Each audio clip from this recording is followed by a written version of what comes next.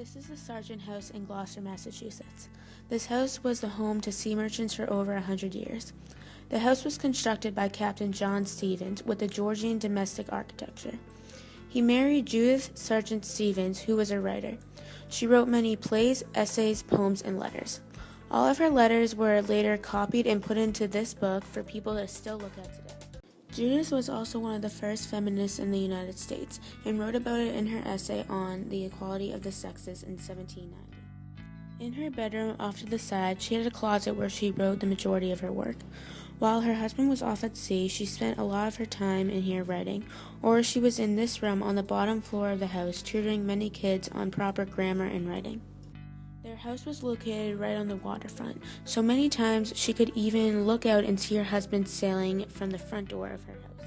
In 1786, her husband John Stevens died, and 2 years later, Judith married John Murray, who became a major leader of the Universalism Church. John Murray and a group of 61 other people were the reason to have the independent Christian church built, because they believed differently than the other church that wanted to tax them when these people had no support for it.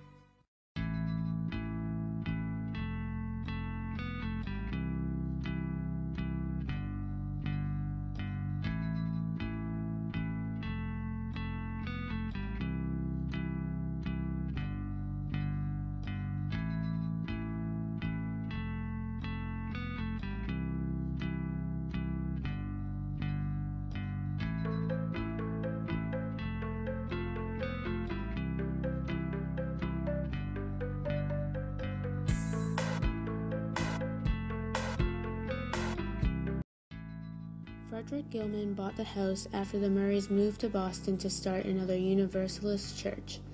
Frederick's son Samuel spent part of his childhood in the Sargent house with Judith.